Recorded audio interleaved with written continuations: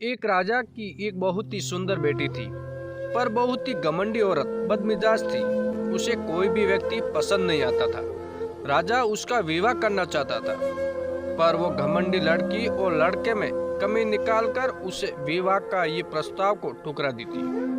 कि उसकी मर्जी से राजा बहुत परेशान था। एक बार उसने अपनी बेटी का स्वयंवर रचाने की सोची और दूर दूर से राजकुमारों को इस स्वयंवर के लिए आमंत्रित किया।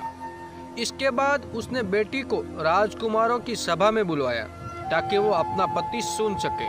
पर राजा को तब अत्यंत दुख हुआ जब उसकी लड़की ने हर एक उम्मीदवार में कमियां निकालना शुरू कर दी। उसके लिए कोई भी बहुत मोटा था तो कोई बहुत पतला, कोई बहुत लंबा, कोई बहुत छोटा। इस तरह उस लड़की ने हर युवक में कोई ना कोई कमी निकालकर उन सभी से विवाह करने से इनकार कर दिया। एक नुकीली ठुडी वाले राजा का तो उसने काफी अपमान किया। वो लड़की उस राजा को देखकर बोली, इस राजा की टूडी को तो देखो, जैसे बत्तख की सॉस। इस घटना के बाद ने उस राजा का नाम नुकीली टीडी वाला राजा पड़ गया। राजा ने जब अपनी बेटी को आए हुए राजकुमारों का अपमान करते देखा तो वो गुस्से से लाल पीला हो गया और बोला, इस लड़की ने सभा में आए हुए मेहमानों का बहुत निरादर किया है, इसलिए अब इसे उस भिखारी से विवाह करना पड़ेगा जो भीख मांगने के लिए मेरे दरवाजे पर आएगा। इसके बाद उसने सभी राजकुमारों से क्षमा मांगी। कुछ दिनों के बाद एक भिखारी गायक राजा के महल के सामने गाना गाकर भीख मांगने लगा। राजा ने उस भिखारी को महल में बुलवाया। वो मेले कुचेले कपड़ों वाला भिखारी महल में आया तो राजा बोला, तुम्हें तुम्हारा गाना बहुत ही पसंद आया, मैं तुम्हें इसके बदले अपनी बेटी उपहार में देता हूँ और तुम ही मेरी बेटी के पति हो। राजा की बेटी ये सब सुनकर हक्की बक्की रह गई और विवाह से इनकार करने लगी। पर राजा बोला, मैंने तो स्वयंवर वाले दिन कसम खाई थी कि तेरा विवाह अपने दरवाजे पर आने वाले पहले भिखारी से करूंगा। राजकुमारी के बहुत मना करने पर भी राजा ने अपना निश्चय नहीं बदला। उसने राजपुरोहित को बुलवाकर अपनी बेटी का विवाह उस भिखारी गायक से करवा दिया और अपनी बेटी से बोला, अब तुम मेरी बेटी नहीं, एक भिखारी की पत्नी हो।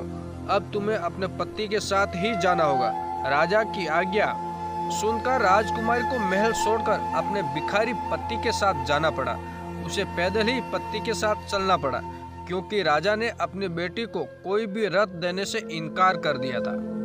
जब वो भिखारी पति के साथ विवाह एक जंगल से गुजर रही थी तो राजकुमारी ने पूछा, यह इतना सुंदर जंगल किसका है? भिखारी बोला, यह जंगल नुकीली टूडी वाले राजा का है। अगर तुम मुझसे शादी कर लेती तो ये सुंदर जंगल आज तुम्हारा होता।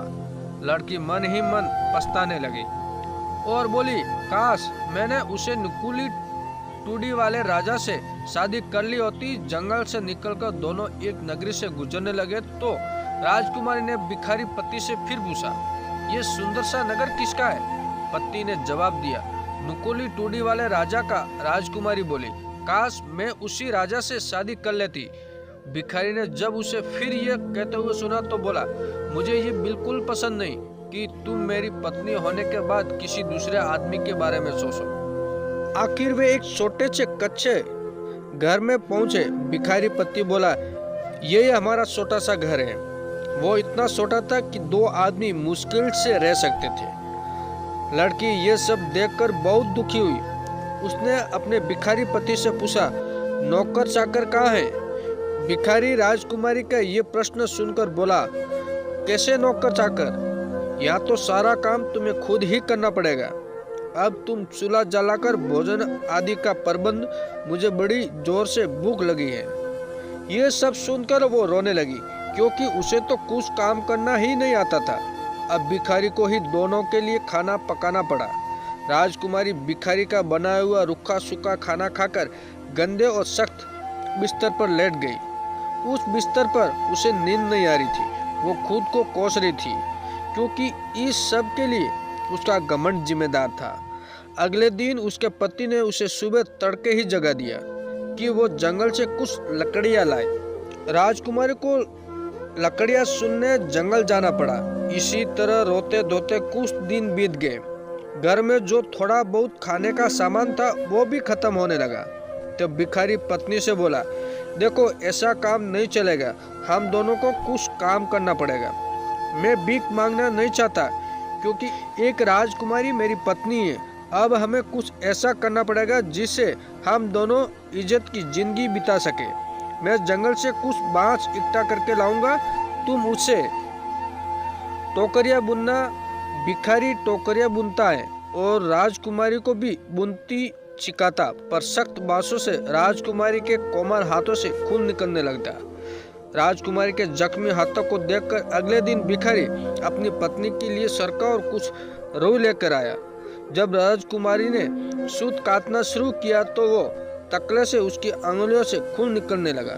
ये देख भिखारी बोला, देखा तुम किसी भी काम के लायक नहीं हो, अब मुझे कोई और काम ढूंढना पड़ेगा जिसे तुम आसानी से कर सको। मिट्टी के बर्तन बनाने का काम ही तुम्हारे लिए सबसे ठीक रहेगा। मैं मिट्टी के बर्तन बनाऊंगा और तुम उन्हें बाजार में बेच कर आना।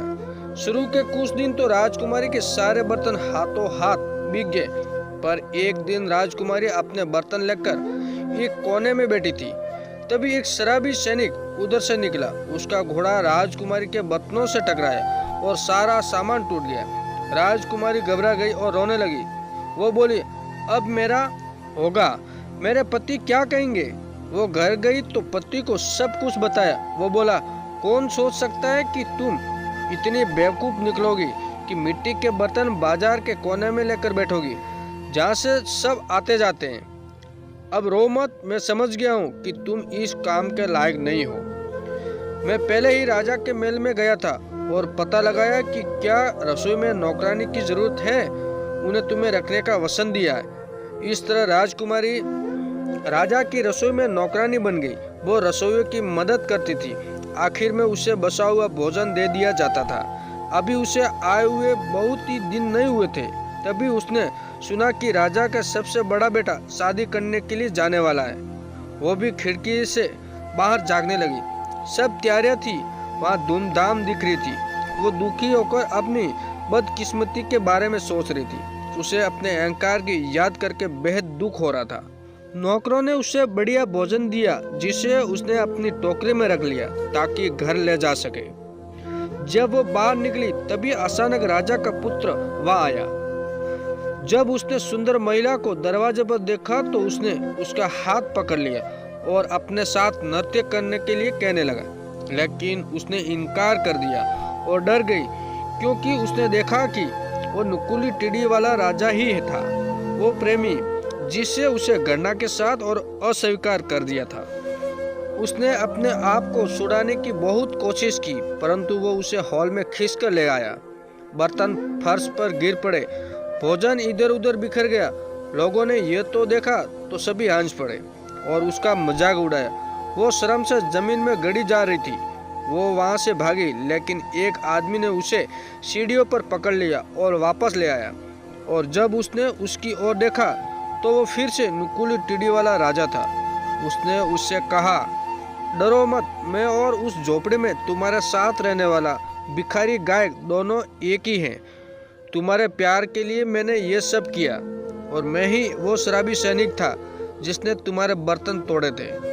ये सब तुम्हारी घमंडी आत्मा को विनम्र करने के लिए किया गया है, और जिस घमंड से तुमने मेरा उपवास किया उसके लिए तुम्हें दंड देने के लिए ये सब किया।